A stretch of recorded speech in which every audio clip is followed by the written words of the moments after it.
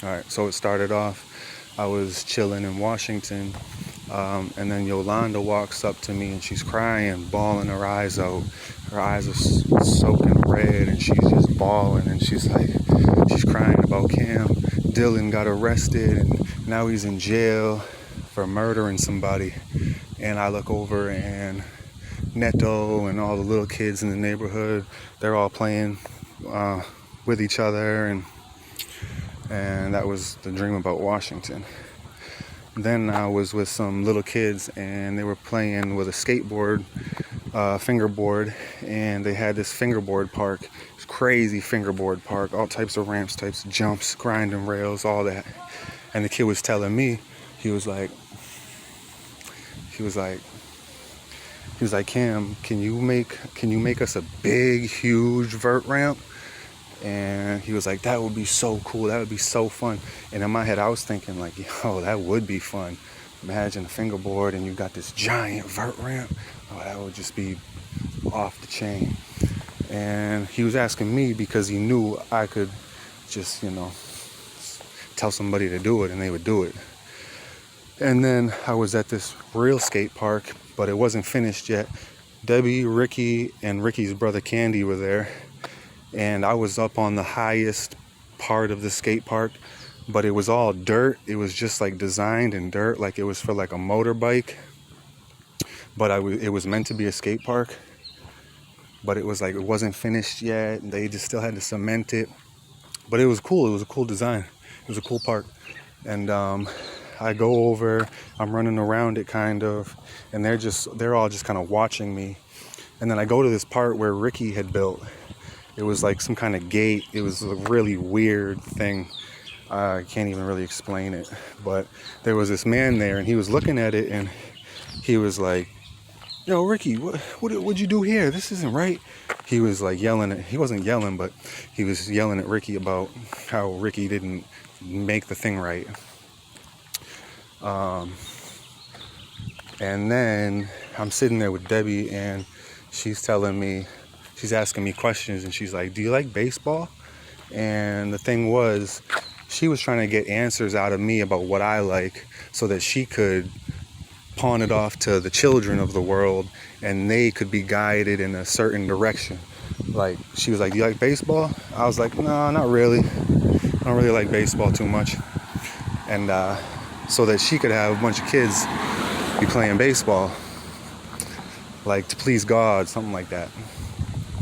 And then I'm chilling. This guy's there. He reminds me of Derek Hines. He was like I thought he was his older brother. Like, he looked like him, talked like him. The whole vibe was the same between us. Like, we were just laughing. And I was like, yo, you remind me of Derek Hines. Are you Derek Hines' brother? And I was just thinking about like Derek Hines and how my character, how Derek built my character, like my sense of humor. And that was cool. And then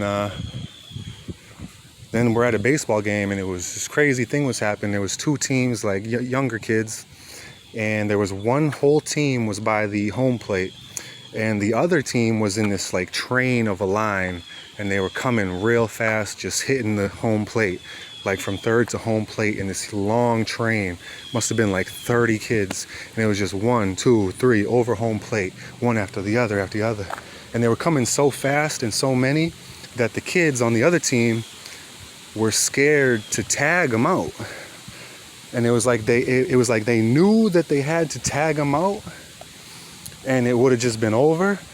But just the way they were coming so fast, and just so many of them, and just so quickly, nobody like had the balls to just jump in and do it.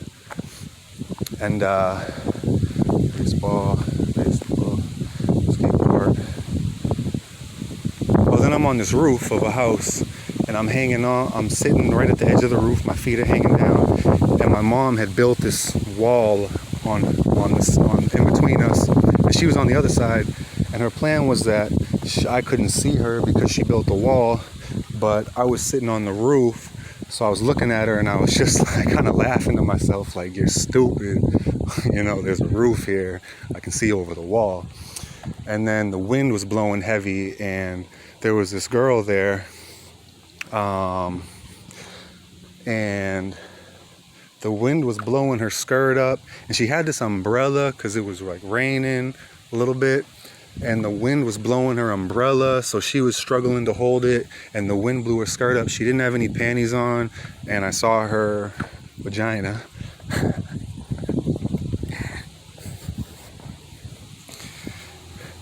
And then all of a sudden the wind blew her umbrella into the air. She's hanging onto the umbrella, floating through the air, right to me on the roof.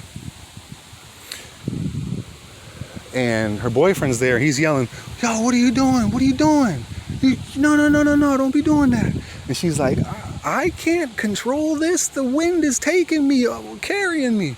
And then she floats up, sits, and ends up right next to me on the roof. And then her boyfriend runs by me, and he jumps up like he's gonna pull my leg down from the roof, but he wasn't planning on doing that. He was like trying to scare me. All he did was kind of slap my foot and then run off. And then jokingly, I just kind of made a joke out of it. I was like, "Yo, thank God you didn't pull me down, man. I would have fallen from here and I would have died." Like laughing at him. Then I was running around this place, and there were some girls there and some guys there, and I was telling the guys, like, "Don't worry, I'm not asking you for nothing. I don't need anything from you." And that was it.